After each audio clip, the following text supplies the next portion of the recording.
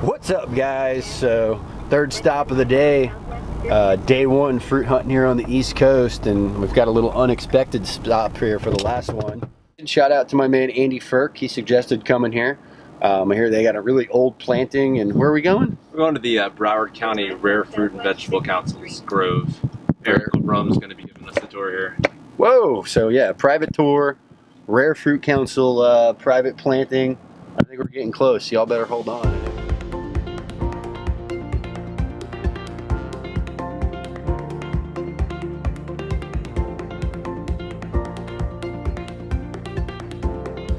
When I was plant chairman, I was saving these trees not to sell, but to collect for our own property. So I know the original, where almost every single one of them came from. Wow.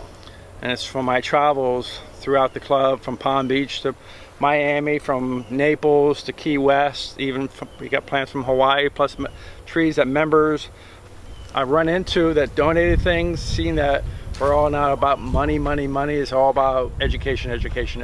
This is a tree zoo.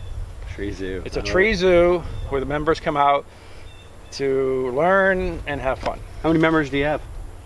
It ranges from, I think, 180 to 300. That's a pretty active group. Wow. From year to year, we get new ones and old ones drop off, move away, and then we have new ones. A lot of people still don't know that we exist out here. This whole area is agriculture. We're nonprofit, so we pay no tax. And the property is worked in a way that can never be bought or sold ever. Wow. If we can't take care of it, it will be passed to another nonprofit organization. It can never be sold. Preserved as a grove. I love it. Exactly. Are y'all using any irrigation out here?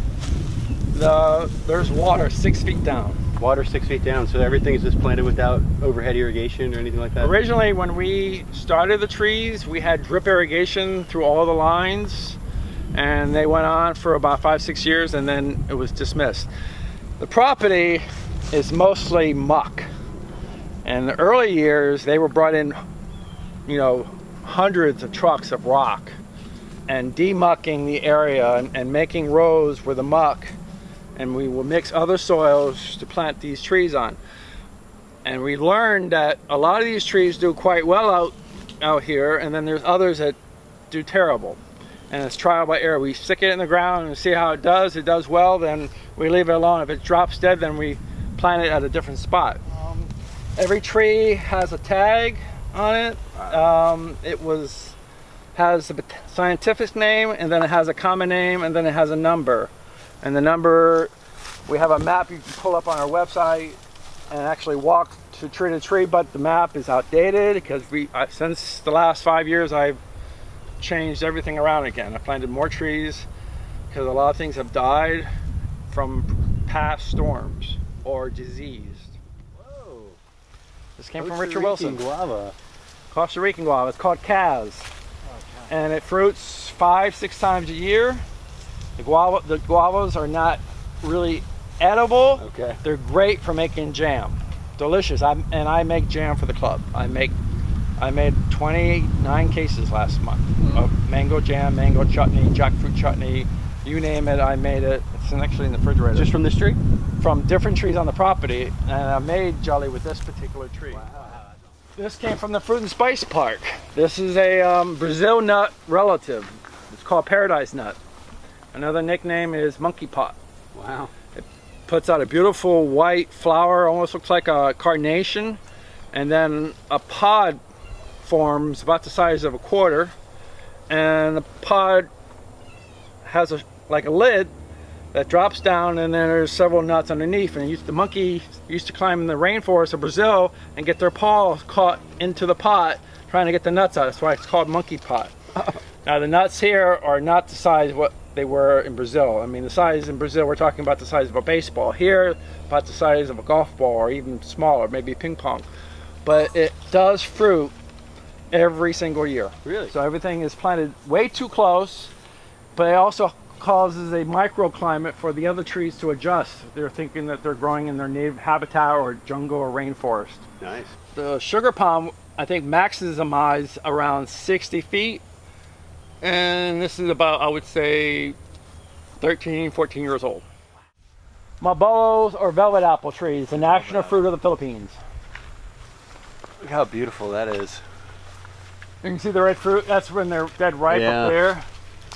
There's some on the ground that, if you're a Filipino, you would love it or hate it. It's a cross between cheese and apple.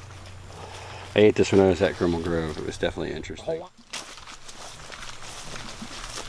We have, I lost count. I think I have 89 or 90 mango trees in the ground. We're heading into the rareness. Only because I planted it. This is basically sawgrass from the Everglades. Okay, and over here is a variegated sugarcane. It's candy striped. Oh, cool. It's green. It's the Jamaicans like this, and they make a. We have 4 varieties of sugarcane on the property. This is candy stripe. It's called. Next to it is a fruiting abiu. Abiu. Whoa. This is pretty rare. You're damn right it is. Look at the fruit. Whoa. Have you tried one yet? Yes, I worked for Bill Whitman. I was out, you know Bill Whitman? Yeah. I was his groundkeeper for 2 years. This is called Florida Sweet? no, the Florida Sweet's on this is called Bruce 2. Bruce Livingston. What? Can we eat them? Yes. We try to air layer everything on the property to sell, and what we can't air layer, we have to buy outright. And these are all the trees that we buy. This is Sassafras. Oh, wow. It's a relative of Kava. Yeah. Grafton Cliffs calls it natural toilet paper. Toilet paper, really? Natural toilet paper. If you're in the jungle, you needed something to grab, that's it. So don't come back 1 sock less, huh? That was a joke. I've never done that. First joke on YouTube. I don't have socks on. The pitaya stands, we just put these in last year. We're just playing with them. We have about 5 or 6 varieties on each pole. What did you call them? Originally came from Mexico. They were called pitayas. Pitayas. And then it got across into Southeast Asia, and they don't like that name. They call it dragon fruit. But pitayas have been growing here originally from Mexico several hundred years. They just recently changed the name to something more exotic. But they're pitayas or dragon fruit. Okay. And there's different varieties on those trees, those stands we call them. Behind you is a very old jungle Jabuticaba. This is the giant Jabuticaba. It's called Jabuticaba species. It has about the size of a 50-cent piece. Has a rough outer shell skin. Tree is about 50, 60 years old, and it's just not happy where it is. But it's so old we don't want to move it, so we just leave it alone. In Brazil, they grow to be 100 feet tall. Wow. And they like a lot of water. Richard Wilson, if you're up there, he has them in giant 200-gallon pots, and he feeds them water 24/7. They love water. Water. There's no water irrigation on this, so it's just struggling along. Really? This isn't wet enough ground? Because it's been sopping around here. This needs a hose running on it 24/7 to be happy. This I planted probably about 2 years ago. This is a sour tamarind. Nice. We had 2 tamarinds in the center, but they planted a garden and they got water 24/7, and the tamarinds just dropped dead. So they don't like to be watered. Just plant them in the ground and forget them.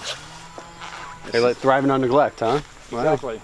That's a canistel egg fruit. It's originally from Mexico. The yellow skin fruit. The fruit, I was reading, helps fight cancer, all kinds of cancer. And it fruits usually twice a year. The fruit is about the size of between a tennis ball and a softball. Yellow when ripe, and the inside looks like an egg yolk boiled after it's been boiled. Whoa, look at this thing. This is our breadfruit. Whoa. There's another tree that they said, Eric, this can't grow here. He says, you're wasting your time, Eric. I had ridicule for 5 years. People say this won't grow here, Eric. It won't grow here, it won't grow here.